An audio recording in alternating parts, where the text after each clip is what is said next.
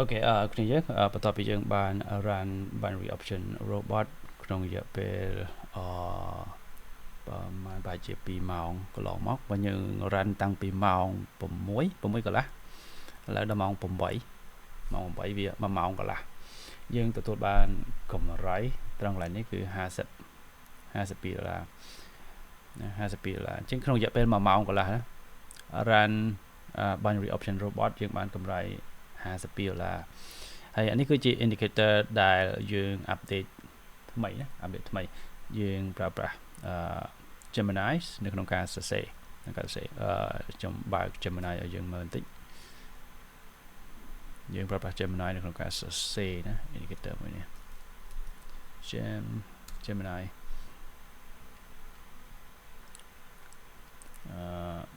គឺមួយនេះគឺមុននឹងខ្ញុំធ្វើការសរសេរនេះគឺខ្ញុំធ្វើការយកទិន្នន័យមកដែលយើងប្រើប្រាស់ Trading View នៅក្នុងការ download ទិន្នន័យហ្នឹងយើងមក download ទិន្នន័យត្រង់ឡើយនេះខ្ញុំ download ទិន្នន័យបន្ទាប់មកពី download ទិន្នន័យហើយយើងដាក់ចូលទៅ Gemini ឲ្យវាវិភាគត្រួសមកឲ្យវិភាគត្រួស755 row ក្នុងរយៈពេលប៉ុណ្ណេះតើក្នុងរយៈពេលប្រហែលម៉ោង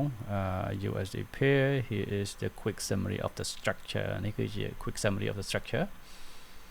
ហើយបន្ទាប់មកខ្ញុំក៏សួរឲ្យជួយបង្កើត trading indicator ដើម្បីយកទៅ trade ជាមួយនឹង binary option បែបស្វ័យប្រវត្តិអញ្ចឹងទៅtrading view Gemini ក៏សរសេរជា script នេះកើតមកខ្ញុំបន្ទាប់ពីខ្ញុំបាន script ហើយខ្ញុំក៏ copy script យកមកដាក់ចូល trading views នេះគឺជា script ដែលយើងទទួលបានហ៎អញ្ចឹង script នេះវារៀងយូរបន្តិចណាព្រោះយើង run 1ម៉ោងកន្លះយើងបានប្រហែល trade នោះមែនទេយើងមកមើលមក1ម៉ោងកន្លះយើងបាន trade បាន11 trade គឺបានតិចគាត់និយាយថាក្នុង1ម៉ោងនោះគឺទទួលបាន signal ពី5ទៅ10 signal ប៉ុន្តែយើងគិតថាភាគរយក្នុងការត្រូវក៏វាអូខេណាអ្វីដែលខ្ញុំផ្ដោតទៅលើសំខាន់ហ្នឹងគឺការខុសជាប់គ្នាឃើញថាក្នុងរយៈពេល1ម៉ោងកន្លះនេះខុសជាប់គ្នាតែ2ឯង10និង22ហ្នឹងប៉ុណ្ណឹងអស់ហើយបន្ទាប់មកគឺឈ្នះមកវិញហើយយើងត្រូវជាប់គ្នាក៏2ដែរក្រៅពីហ្នឹងវាចន្លោះណាខុសត្រូវអញ្ចឹងតែខុសត្រូវនេះយើងទទួលបានកម្រៃហើយកាលណាយើង trade ជាមួយ binary option ហ្នឹងយើងបូកជាមួយនឹង martingale 2.2 ទៅយើងបានហើយបានកម្រៃអញ្ចឹងខ្ញុំ run មក1ម៉ោងកន្លះបាន$52ណា$52ផ្ទុយគ្នាពីការ run ជាមួយនឹងបើសិនបើយើង run software trade ជាមួយនឹង crypto ក៏ដូចជា forex ខ្ញុំគិតថាចំណាយពេលយូរជាងនេះជាក់ស្ដែងដូចយើងបាន run ជាមួយនឹងtrader frame នៅក្នុងការ trading crypto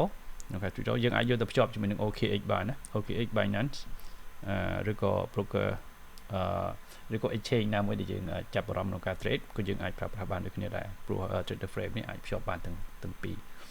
ទាំងអស់យើងមកកន្លែង robot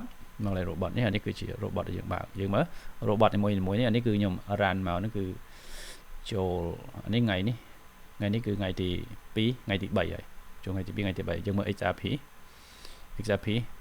ភាគរយក្នុងការឈ្នះមានតែ 16% ទេ 16% យើងមកមើលoverview បន្តិចតើក្នុងរយៈពេល2ថ្ងៃ22ម៉ោងឃើញ crypto វាទាមទាររយៈពេលណាយូរជាងបើសិនបើធៀបជាមួយនឹង binary option 1ម៉ោងយើងមើល1ម៉ោងយើងបាន$52មែនទេនៅក្នុង crypto នេះយើង run 2ថ្ងៃបាន$22ឲ្យវា safe ខ្ញុំ run បែប safe ណាខ្ញុំ run បែបទុនបែបធម្មតាយើងបើក position ត្រឹម$100សាយរបស់យើងគឺតែ$100ទេ$100នេះរួមជាមួយនឹង leverage ណាអញ្ចឹងឃើញ profit របស់យើងប៉ុណ្ណឹងអានេះខាតណានៅខាតឡើយណា$22យើងខាតណាសម្រាប់ XRP ក្នុងរយៈពេល2ថ្ងៃនេះយើងអត់ទាន់ឃើញចំណេញ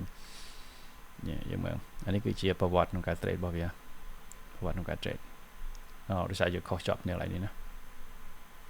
ហើយយើងមើលមួយទៀតអានេះ5 bot ណា5 bot រួមគ្នាណាក្នុងរយៈពេល2ថ្ងៃនេះបានតែ$82ណាអញ្ចឹងបើសិនបើយើង run ជាមួយនឹង forex ក៏ដូចជា crypto ហ្នឹងវាទាមទារពេលវេលា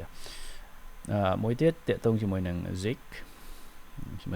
នេះ pause បាទហើយខ្ញុំ pause ហើយប៉ុន្តែថ្ងៃហ្នឹងបានយើងមើល2ថ្ងៃនេះ2ថ្ងៃ18ម៉ោង អត់បានមកឡាអត់តាន់បានមកឡាព្រោះមានខុសមានត្រូវមានខុសមានត្រូវមានខុសមានត្រូវមានខុសមានត្រូវយើង martingale ដែរប៉ុន្តែយើង martingale តូចណា1 គុណ 8 តែប៉ុណ្្នឹងឯងហើយវាទាមទាររយៈពេលគឺយើងចាប់ផ្ដើម trade គឺ$2ចាប់ផ្ដើម trade position របស់យើងឬក៏ margin របស់យើងនេះគឺ$2ណា 1.99 សម្រាប់ Zix យើង trade តិចយើងអត់តាន់ឃើញចំណេញទេសម្រាប់ crypto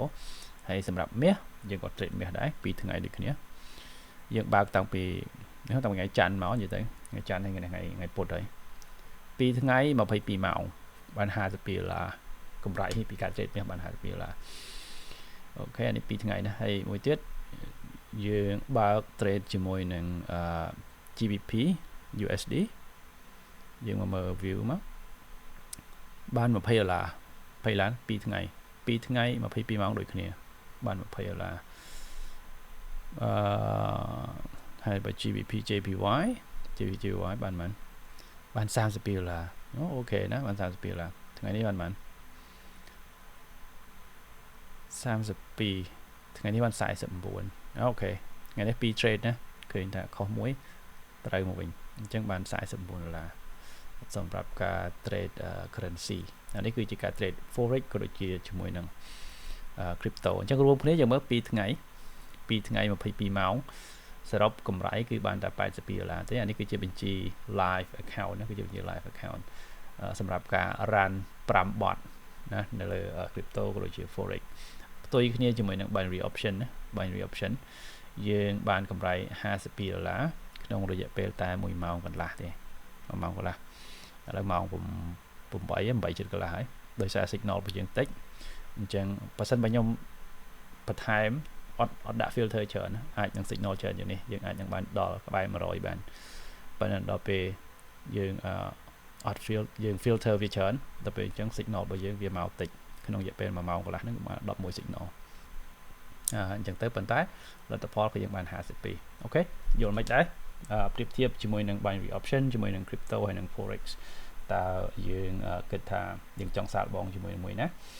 ហើយបើសិនបើយើងចង់សាកល្បងយើងអាច download application របស់ Autobot ទៅសាកជាមួយនឹង binary option បានហើយ log in ចូល Trader Frame ដើម្បីសាកជាមួយនឹង crypto ក៏ដូចជា forex អូខេបាយបាយ